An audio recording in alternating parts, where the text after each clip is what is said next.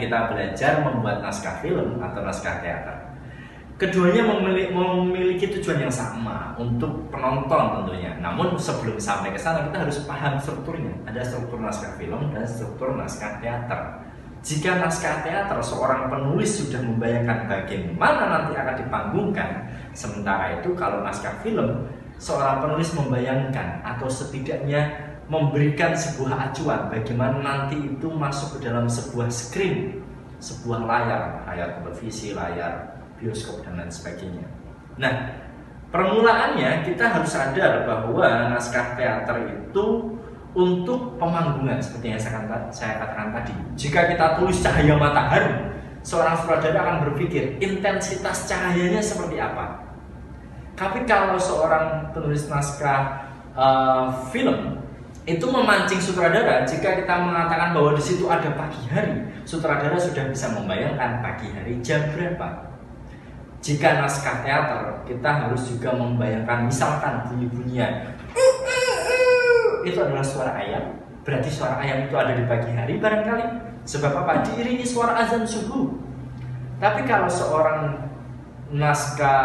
penulis naskah film, kita juga bisa menunjukkan adanya ayam yang jalan-jalan, ada orang yang menuju musola atau masjid di pagi hari ketika matahari hampir terbit, atau mereka keluar dari masjid, itu menunjukkan pagi hari. Nah, terlepas dari itu, entah penulis naskah film ataupun penulis naskah teater punya tujuan yang sama, yakni memancing seorang penonton untuk tertarik dengan filmnya. Nah, teman-teman, ada sedikit perbedaan sebenarnya antara naskah film atau teater. Kalau kita membayangkan naskah teater itu seperti gabungan gunung-gunung. Kita bisa melukis sebuah gunung yang naik turun emosinya. Sementara itu, kalau naskah film itu 3 babak. Ada babak permulaan atau pembentukan, konfrontasi, dan resolusi. Hanya sebatas itu. Namun meskipun demikian, kedua naskah tersebut harus memiliki ledakan ketika pertama kali ditampilkan. Kalau dalam film, ledakan itu ada detik ketiga. Bayangkan ketika Iron Man dalam film Avengers Endgame memukul topengnya, teng.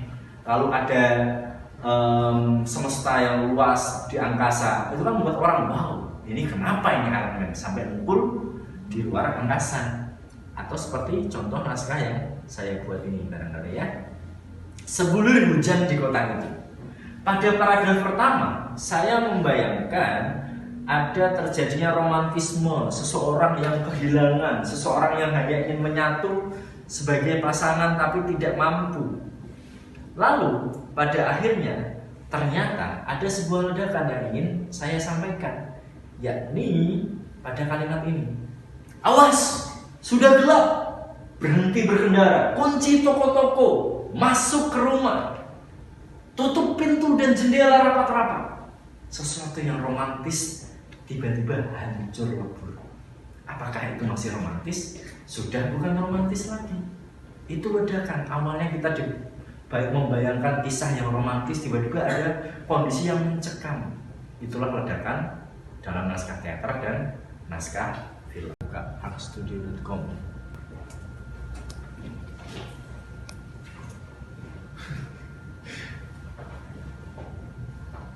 Nah, kayak gini ya.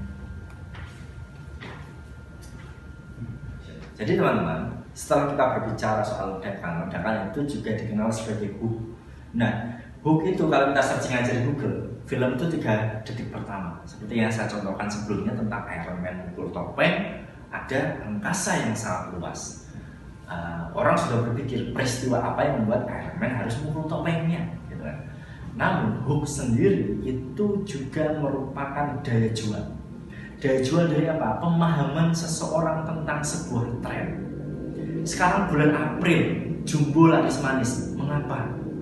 Jawaban besarnya adalah karena Jumbo mengangkat unsur seorang ibu yang menyayangi seorang anak, memberikan pesan kepada anak, dan anak itu menjaganya ketika dia bertumbuh. Itu seperti konsep yang disampaikan Kartini tentang habis gelap, terbitlah terang. Bahwa dalam dunia yang gelap, dunia yang penuh masalah, kita masih bisa mencapai kondisi terang. Selain itu, kalau kita berbicara soal April, ada konsep April Mop. Barangkali di bulan April seorang penulis film bisa membuat naskah romcom. Kenapa? Kondisi April Mop itu banyak sekali. Ketika kita tonton YouTube juga banyak prank-prank karena berkaitan dengan April Mop tersebut gitu.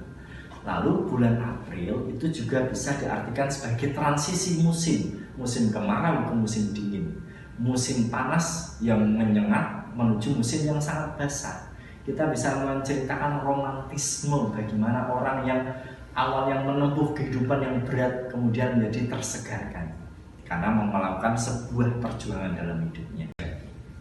Teman-teman, berbicara soal film dulu, bahwa di film itu ada logline. Logline itu 3 kalimat yang membuat seorang sutradara atau seorang yang memiliki production house berpikir bahwa oh, film ini tuh layak untuk dijual. Nah, 3 kalimat ini itu mewakili keseluruhan film. Umumnya 3 kalimat ini mewakili setiap babak film, babak permulaannya, babak konfrontasinya, dan babak resolusinya. Dan sebuah logline itu harus menghadirkan kejelasan. Kita sudah memberikan horizon. Di depan itu filmnya mau ditulis seperti apa. Contoh misalkan kita membuat tadi ya, romcom. Temanya di bulan April. Kalau saya bikin naskah misalkan Anjani dan Anjana merupakan laki-laki dan perempuan yang kuliah di kampus yang sama. Kebetulan saja mereka satu kosan campuran. Titik. Kalimat kedua, kita bisa berkata Anjani dan Anjana, kedua orang yang secara ekonomi menghadapi quarter life crisis dan seringkali pulang malam, bahkan pernah lupa kamar mana yang milik masing-masing sebab warnanya sama. Titik. Kalimat yang ketiga, terjadi hal yang menggemparkan. Anjani keluar dari kamar berpintu merah memakai sarung Anjana dan seluruh kos-kosan membicarakannya. Sudah ada visi bagaimana situasi romantis antara 2 orang laki-laki dan perempuan, kondisi ekonominya seperti apa. Kita bisa bayangkan mereka sering pulang malam, wajar lah ya, capek, nggak tahu kamarnya yang mana, terjadi masalah, keluar pakai sarung orang lain, orang membicarakan semua. Pasti kan di situ ada pembicaraan soal norma, ada pembicaraan soal adat istiadat, bisa jadi komedi yang satir sekali tentang orang perempuan yang pakai sarung laki-laki, sudah ngapain kan gitu. Nah, itulah logline. Logline memberikan gambaran umum kepada sutradara atau production house bagaimana film itu keseluruhan dibuat. Logline juga kalau bagi seorang penulis naskah teater nantinya dikembangkan menjadi sinopsis, gambaran umum bagaimana pementasan ini akhirnya dikenal oleh masyarakat. Kira-kira itu adalah materi hari ini tentang dasar-dasar, struktur, dan cara menulis teks film, naskah film atau naskah teater. Terima kasih, sampai jumpa.